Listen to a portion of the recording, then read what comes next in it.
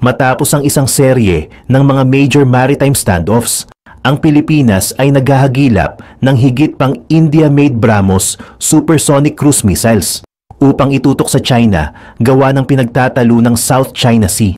Plano ng Philippine Marine Corps na palakasin pa ang mga coastal defense nito sa pamamagitan ng pagdadagdag ng 2 pang shore-based supersonic anti-ship missile sa 2026 base sa ulat ng WION ngayong buwan. Nakatakdang tumanggap ang PMC ng 3 BrahMos batteries. Bawat isa ay binubuo ng 4 na launcher na may 3 missiles na may kakayahang tumama sa mga target na may layong 290 km. Ayon sa ulat ng WION, ang acquisition na ito ay tutulong upang hadlangan ng Pilipinas ang posibleng mga banta sa karagatan. Ayon pa sa ulat, ang pagkuha ng mga missiles na ito ay posibleng para sa pag-armas ng Pilipinas sa land at naval strike nito. Ang BrahMos ay isang high-speed at long-range missile, isang formidable weapon na magdadagdag sa defense capabilities ng Pilipinas laban sa mga banta sa karagatan. Sinasabi din na ang pag-deliver ng mga BrahMos missile ay crucial sa pag-counter ng Pilipinas sa mga assertive action ng China. Ang armas ay magbibigay ng credible deterrent sa pagsulong ng sovereignty rights ng Pilipinas. Noong nakaraan, iniulat ng Asia Times noong Hunyo na pinalalakas ng Pilipinas ang defense posture nito sa South China Sea. Ito ay sa pamamagitan ng pagtatayo ng base para sa mga newly acquired BrahMos missiles nito. Matatagpuan ang mga ito sa Naval Station Leo Vigildo Ganchoqui sa Zambales, sa Western Luzon. Tanaw-tanaw ng base ang pinagtatalo ng teritoryo at nakahanda ng maglagay dito ng mga BrahMos missile batteries na may kakayahang tamaan ang ino-occupy ng China na Philippine-claimed Scarborough Shoal. Gayunpaman, ang Pilipinas ay nahaharap sa mga significant challenges kahit na may mutual defense ito sa US. Una na dito ang kakulangan ng kaalaman sa paggamit ng mga long-range weapon, mga surveillance and reconnaissance capabilities at sa mga over-the-horizon radar. Pangalawa, nakarelay ito sa isang maliit na fleet ng mga vulnerable drones at aircraft na para sa surveillance and reconnaissance, kung saan magpapaikli sa kakayahan ng BrahMos sa isang China conflict scenario. Dagdag pa ay ang kakulangan ng mga air defense asset ng Pilipinas kung saan kakailanganin nitong pumili kung dedepensahan ba nito ang mga military installation gaya ng BrahMos missile base o ang mga critical infrastructure at mga population areas. Ang mga logistical hurdles tulad ng kahinaan ng Pilipinas sa naval blockade, kawalan ng kakayahang gumawa ng BrahMos missiles sa loob ng bansa upang mapanatili ang mga stockpile nito at ang mga China's gray zone warfare tactics ay maaaring higit pang magpapahina sa epekto ng mga BrahMos missiles nito. Ang mga inaasahan ng Maynila sa US na Shared Mutual Defense Treaty sa isang potensyal na conflict laban sa China ay sinasabing hindi malinaw. Ang hindi pag-response ng US sa maritime standoff noong Hunyo sa pagitan ng Pilipinas at China ay maaaring pasinungalingan ang isang foregone conclusion kung saan hindi iriris ng Washington ang isang major confrontation laban sa Beijing. Ayon pa sa Asia Times noong Hunyo na ang insidente ay hindi ang unang pagkakataon na ibinenta ng US ang Pilipinas sa China. Gaya na lamang ng lack of assistance nito sa Scarborough Shoal standoff noong 2012, maging ang refusal ng China sa Permanent Court of Arbitration kung saan nanalo ang Pilipinas. Gayunpaman, ang karagdagang BrahMos missile na ito ay makakatulong na matugunan ang isa sa critical vulnerabilities ng Pilipinas. Ang vulnerability ng Pilipinas ang isa sa posibleng dahilan kung bakit hindi isinulong ng US ang pagtatatag ng permanent military base sa Pilipinas matapos itong isara noong 1991 kahit na may kakayahan naman itong mag-host ng mga foreign troops. Iniulat naman ng South China Morning Post na ngayong buwan ang China ay nagsasagawa ng mga practice strike sa US F-22 at F-35 mock-ups sa Taklamakan Desert na tila nag-iensayo kung paano wasakin ang mga ground fighters na iyon gamit ang isang preemptive strike. Kung sakaling magkaroon ng posibleng salungatan sa Taiwan, ang mga puwersa ng US na nakatalaga sa Pilipinas sa ilalim ng EDCA ay maaaring mabilis na mapasailalim sa line of fire ng China.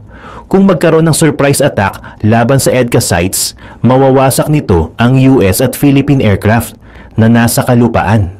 Gayunpaman, ang mga karagdagang BrahMos missile sites sa Palawan ay maaaring makaatake sa Chinese military installations and aircraft na nakaparada sa Mischief Reef, Fiery Cross Reef at Subi Reef.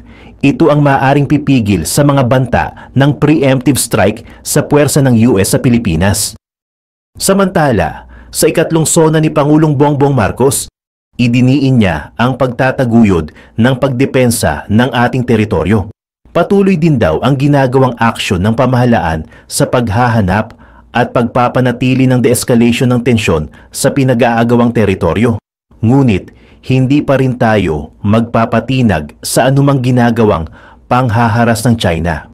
Dagdag pa ay naririnig din daw umano nila ang hinaing ng mga taong bayan laban sa mga iligal na gawain na kinasasangkutan ng mga pogo. Kaya naman, isang aksyon ang ipinatupad ng Pangulo tungkol sa bagay na ito. At iyon ay ang pagban ng lahat ng pogo sa ating bansa. Po, naririnig po namin ang malakas na sigaw ng taong bayan laban sa mga pogo. Disguising as legitimate entities, their operations have ventured into illicit areas furthest from gaming, such as financial scamming, money laundering, prostitution, human trafficking, kidnapping, brutal torture, even murder. The grave abuse and disrespect to our system of laws must stop. Kailangan nang itigil ang panggulo nito sa ating lipunan at paglalakastangan sa ating bansa. Effective today, all pogos are banned. Ayon sa mga sources sa Department of Defense, ang digmaan laban sa China ay inevitable at malamang mangyari within 18 to 24 months mula July 2023. Kahit magiging magastos ang digmaan, may isang hindi maikakaila na katotohanan takot ang China sa US Navy. Pero hindi ibig sabihin nito na tiyak ang panalo ng Amerika. Sa anumang labanan sa pagitan ng US at China, mga Navy ng parehong panig ang magsasagawa ng karamihan ng laban at magtatakda ng kapalaran ng Pacific at higit pa. Kung mananalo ang China, ang authoritarian model nito ay kakalat sa buong mundo gamit ang near monopoly nito sa semiconductors para kontrolin ang mga bansa. Akala mo safe ka sa Europe? Hanggang hindi natutunan ni Macron paano patakbuhin ang sensitive electronics gamit ang croissants, isipin natin ulit. Dahil pati ang kapalaran ng mga European cousins natin ay nakatali sa struggle ng Amerika laban sa China sa Pacific. Ang winning conditions ng Amerika para sa anumang digmaan laban sa China ay resolute. Wala nang iba kundi ang total destruction ng Chinese Navy at Chinese Air Forces. Habang hindi naghahanap ng confrontation ng Amerika, may mga stated goals ito kung sakaling mangyari.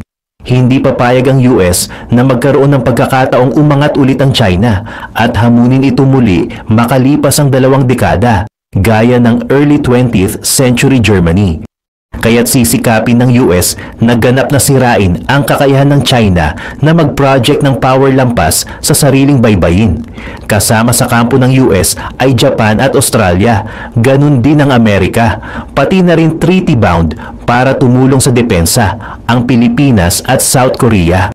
Ito ang nag-iiwan sa China bilang outlier sa sariling kapitbahayan dahil bawat significant power sa paligid nito ay pinili na kampihan ng US. At kahit mahalaga ang paghahambing ng mga Navy ng parehong panig, mas mahalaga na ang US ay hindi lalaban mag-isa. Kung pipiliin ng China ang makipagdigma para itong papasok sa isang cage match na walang kakampi, siguro North Korea kung suicidal ito sa araw na iyon. Kaya ano ang sinasabi ng mga datos? One-on-one, ang American at Chinese navies ang dalawang pinakamalakas na puwersang pandagat sa mundo. Nagawa ng China ang isang economic at industrial miracle. Pinalaki ang Navy nito sa loob ng 20 taon mula sa isang brown water force na walang kakayahang hamunin ang isang US Carrier Strike Group malapit sa sariling baybayin patungo sa isang blue water navy na capable na ng global operations. Sa bilang, ang China ay may 730 ships laban sa 484 ng Amerika. Bagamat hindi lahat ito ay fighting ships dahil pareho silang may halos pantay na bilang ng support vessels at combat vessels. Gayunpaman, pagdating sa fighting ships, mas marami ang China. May 78 submarines ang mga Chinese laban sa 68 ng Amerika, 50 destroyers laban sa 92 ng Amerika, 43 frigates against none para sa US, 72 corvettes laban sa 22 ng Amerika, at 150 coastal patrol craft laban sa 10 ng US. Sa tanging mga kategorya na nalalamangan ng US ang China ay sa aircraft carriers na may 11 laban sa 2 at amphibious assault ships na minsang tinatawag na light carriers na may 9 laban sa 3. Mas maraming combat holes ang Chinese Navy kaysa sa US na nag-udyok sa Secretary of the Navy na sabihin kailangan ng US na palakihin ang fleet nito kasama ang masamang balita na hindi kayang makasabay ng Amerika sa Chinese shipbuilding. Ngunit hindi yan ang buong kwento dahil pagdating sa tonnage, halos doble ang tonnage ng US Navy kumpara sa Chinese Navy. At mahalaga yan dahil ang malaking bahagi ng tonnage na yan ay mula sa 11 American supercarriers. Bawat isa ay may sariling maliit na air force na kayang hamunin ang air forces ng maraming mga bansa. Ang katotohanan ay mas malalaki ang barko ng US kaysa sa China. Ibig sabihin, mas kaya nilang tumanggap ng pinsala, may mas maraming kakayahan at mas maraming weapon na maaaring dalhin. 5 taon na ang nakalipas. Halos triple ang bilang ng battle force missiles ng US kaysa sa China. Kabuo ang bilang ng bawat uri ng missile na maaaring dalhin ng isang warship. Sa 2030, malaki ang mababawas ng gap na yan ng China. Pero tinatayang may 50% lead pa rin ng US. Gayunpaman, hindi nagpapahinga ang China at habang gusto ng Pentagon ang 350 manned combat ships sa 2045, inaasahang may 400 na ang China sa 2030. Ang rate ng produksyon sa China ay kamangha-mangha na nagpapalabas ng halos 20 warships kada taon habang nahihirapan ng US na maglabas ng 6. Hindi nakakatulong na may 13 shipyards ang China at karamihan sa mga ito ay may mas malaking kapasidad kaysa sa 8 shipyards ng Amerika. Ang isa sa kanila ay may kapasidad na higit pa sa lahat ng shipyards ng Amerika na pinagsama. Pero hindi ito ang kabuuan. Noong Cold War, mas malaki ang Navy ng Soviets kaysa sa Amerika. Pero walang magsasabing pantay ang kalidad ng Soviet ships at submarines sa kanilang American counterparts. Ang Amerika ay naniniwala sa quality over quantity at napatunayan na ito ay hindi lang isang war-winning strategy, kundi isang nagbibigay ng sobrang lopsided victories. Habang ang pinakabagong batch ng Chinese destroyers ay may mas magagandang radars kaysa sa mga lumang US hulls, ang overall advantage ay nasa panig pa rin ng Amerika. Mas marami at mas magagandang missiles din ang dala ng US kaysa sa China at sa bawat platform-to-platform basis, ang advantage ay palaging pabor sa Amerika. Hindi rin nagpapahinga ang US at may ambisyosong programa ang Navy para harapin ang disparity ng numbers sa pagitan ng dalawang panig gamit ang teknolohiya. Kasalukuyang sinusubukan ng Navy ang iba't ibang unmanned vessels na balang araw ay sasama sa US task forces. Ngayon pa lang, gumagamit na ang Navy ng unmanned drones para sa aerial refueling ng combat aircrafts nito na nagpapalaya ng platforms na talagang nakareserba para sa role na iyon, na nagpapataas sa overall power ng bawat carrier's air wing. Pero balang araw, ang drones ay magiging all-around, mula sa pagpapatrolya para sa mga enemy submarines hanggang sa pagsasagawa ng mining o demining duties. Pakikipaglaban sa suicide attacks laban sa high-value targets at posibleng mag-serve bilang floating arsenal ships, mga drone platforms na may hanggang 500 vertical launch cells na susunod lang sa US fleets hanggang kailanganin silang makipaglaban sa mga target. Malaking pusta ang Amerika sa unmanned tech para ma-level ang playing field sa pagitan ng dalawang panig dahil habang maganda ang mas malalaki at mas capable na ships. Ibig sabihin din nito na ang pagkawala ng bawat individual na barko ay mas malaking proportional loss ng combat power. Paano kung mag-breakout ang war ngayon? Ang regular at naval air forces ng parehong panig ay maglalaro ng malaking papel sa anumang conflict sa South Pacific. At habang malaki ang progreso ng China, ang US Air Forces ay nagiiwan pa rin ng malaking agwat. Noong 1996, karamihan sa Chinese Air Force ay binubuo ng hopelessly obsolete second-generation aircraft na binili direkta mula sa Soviet Union o kinopya sa ilalim ng lisensya o simpleng reverse-engineered at ninakaw ng mga Chinese engineers. Ngayon, higit sa kalahati ng Chinese Air Forces ay binubuo ng 4th generation platforms na may lumalaking fleet ng 5th generation J-20s na tinatayang may 200 ang China. Para maging patas, ang J-20 ay itinuturing na higit sa 4.5 kaysa tunay na 5th generation design. Dahil may mga features tulad ng canards na hindi masyadong stealthy. Gaya ng mga Ruso, nahihirapan din ang mga Chinese na makabisado ang production techniques na kinakailangan para sa napakahigpit na tolerances na kailangan para sa 5th generation airframes na pinapatunayan ng mga visible seams sa body panels ng aircraft na nagpapataas ng visibility nito laban sa radar. Ang materials technology ay naiiwan din sa likod ng US at ng West sa kabuuan, pati na rin ang development ng advanced avionics at iba pang sensors. Huling problema ng J-20 ay underpowered engines dahil nahihirapan ng China na mag-develop ng native engines na maaaring tumapat sa performance ng American engines. At hindi lang ito tungkol sa sheer power, kundi pati efficiency at reliability. Isang American F-16 pilot ang nagsabi na nagulat ang mga Chinese pilots nang malaman nila na lumipad siya sa buong mundo gamit ang kanyang F-16. Ang mga Chinese engines ay notoriously unreliable at tinatayang makakakuha lang ang China ng ilang oras ng combat time mula sa bawat engine bago kailanganing magserbisyo ng seryosong maintenance. Sa ngayon, ang reliability ng Chinese jet engines ay tungkol sa 1/4 ng American o European jet engines ay isang malaking problema. Ang underpowered engines ay nagdulot din ng problema sa development ng tunay na carrier fighter kung saan ang J-15 Flying Shark ng China ay hindi kayang magdala ng mga load na kaya ng isang American F-18 na naglilimita sa combat range o armament. Ang problema ng China sa mga engine ay nagmula sa kasaysayan nito ng pag-imitate sa halip na mag-innovate. Ang pinaka-advanced na engine ng China, ang WS-15, ay nagsimula ang development noong late 1990s at unang lumipad noong 2020 kasama ang J-20. Gayunpaman, ang engine ay nagpakita ng significant reliability problems habang kinakaharap ng China ang power requirements ng modern fighters.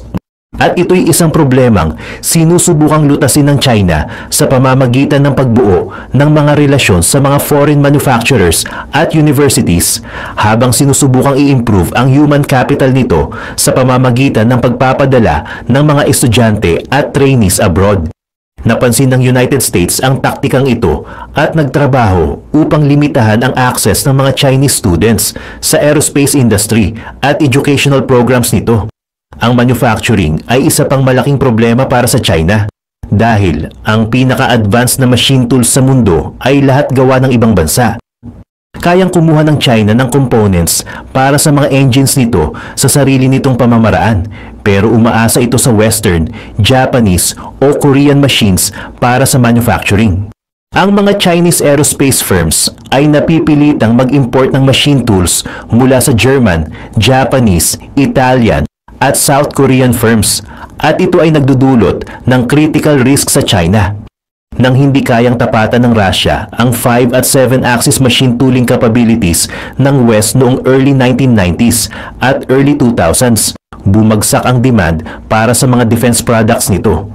Ang mga high precision machine tools ay critical para sa development ng advanced aircraft structures, compressor blades at inertial navigation systems. Nahihirapan din ang China sa pag-figure out kung paano i-optimize ang manufacturing process nito. At ilang taon nang sinusubukang magnakaw ng mga sikreto mula sa West. Noong 2018, si Zhao Qingjiang, isang Chinese-American, ay nahatulan ng Department of Justice dahil sa pagnanakaw ng trade secrets tungkol sa turbine sealing. Si Xuyang Zheng, isang Chinese intelligence officer, ay natuklasang nagtatarget ng mga eksperto mula sa Western aerospace companies at tinutukso sila para magbigay ng sensitive manufacturing data at sinusubukang ipagawa sa kanila na makipag-usap sa kanilang Chinese counterparts upang mapahusay ang efficiency ng China. Kahit na marami ang ninakaw na intellectual property, ang China ay parang standout sa ganitong gawain. Pero ang expertise, yun ang hindi nila kayang nakawin. Kulang ang kanilang workforce sa dekada ng training at experience para ma-implement ng maayos ang mga nakaw na kaalaman. Hindi rin ito magbabago agad dahil historically, mahirap para sa China ang makakuha ng talented immigrants. Pagdating naman sa airframes, malaki ang advantage ng US laban sa China. Ang US ay may modern fleet na patuloy na ini-upgrade o kaya'y pinapalitan ng mga bagong aircraft tulad ng F-35. Hindi na sekreto na mahal ng US ang kanilang air forces at halos doble ng bilang ng mga fighter jets ng China ang meron sila. Meron din silang 7 beses na mas marami pang special mission aircraft na critical para sa modernong tagumpay kaysa sa China. Ang F-22 Raptor, halimbawa, ay kayang pabagsakin ang J-20. Literally, kung maglabanan man sila, ang Raptor ay may problema sa modernity dahil lumana ang architecture nito, kaya mahal itong i-upgrade. Pero kahit ganun, mas lethal pa rin ito kaysa sa kahit anong nasa Chinese fleet. Pati ang pinakabago at pinaka-advanced na balloon technology ng China ay walang laban sa pinakadelikadong eroplano sa kalangitan. Pero ang mas dapat katakutan ng China ay ang kapatid nitong F-35. Ang F-35 ay hindi kasing stealthy ng Raptor, pero binabawi nito sa lahat ng iba pang aspeto. Dinisenyo ito mula sa simula para maging tunay na sandata ng ika-21st century. Mayroon itong mataas na levels ng automation na walang kapantay sa ibang platform, kaya nakakapag-focus ang piloto sa tunay na misyon, ang pumatay ng kalaban o umiwas na mapatay. May sistema din ito ng distributed cameras na nagbibigay ng unparalleled situational awareness sa piloto. Pero ang tunay na lakas ng F-35 ay ang kakayahan nitong makipag-usap sa ibang weapon systems ng US Arsenal na parang isang maliit na airborne air traffic control. Kaya nitong gabayan ang mga weapon na pinaputok ng ibang aircrafts o surface platforms patungo sa kanilang mga target na nagpapahintulot dito na gamitin ang stealth nito para makapasok sa airspace na hindi kayang pasukin ng mga 4th generation aircraft habang ginagabayan ang kanilang long-range weapons sa mga target na nakikita nito. Hindi pa tapos ang US dahil kahit hindi pa fully napapalitan ang F-18 fleet ng F-35, ang US Navy ay nagdidisenyo na ng susunod na generation ng naval fighter.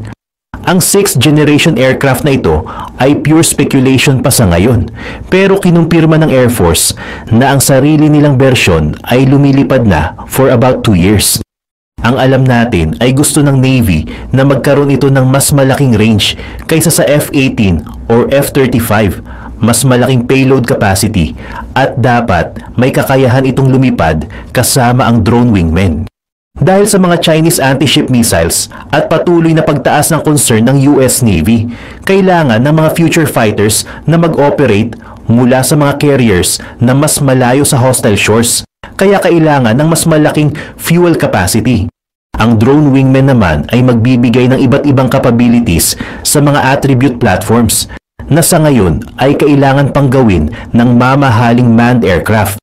Halimbawa, pwedeng gamitin ng drones ang kanilang sariling onboard radars para sa situational awareness habang pinapanatili ng kanilang manned mothership ang stealth nito. Pagdating sa pag-atake, nakabuo ang China ng impressive na array ng long-range anti-ship missiles. Ang YJ-12 ay ang pangunahing sandata na ginagamit ng mga bombers ng China at malaking bilang ng coastal missile batteries na may tinatayang range na 300 miles.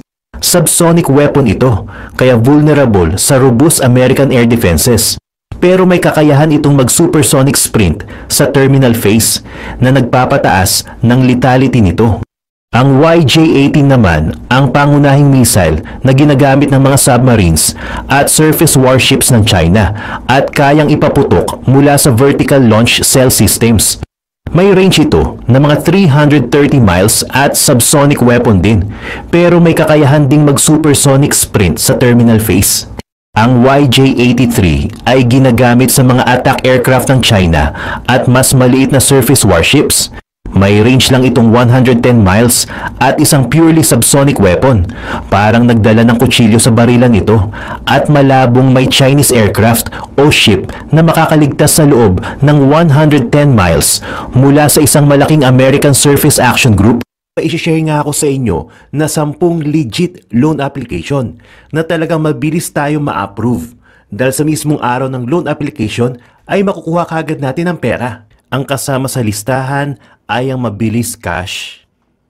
Matagal ko na rin tong na-try itong mabilis cash na ito. Highly recommended ko ito sa iba, lalo na sa mga nag-uumpisa pa lang. Legit talaga ang loan app na ito. Sobrang bilis din ito mag-disburse ng mga loan. Kaya talagang one day lang makukuha mo kagad. Dito sa mabilis cash, mabilis ko lang natapos mag-fill up ng application ko. At the same day, naku sobrang bilis talagang mag-disburse at take note, walang mababawas dito sa ilo-loan mo. Buong-buo mo siya matatanggap. Pwede ka nga pala dito mag-loan ng up to 25,000 pesos. So ako, yung unang loan ko dito is in-approve nila ng 300 pesos.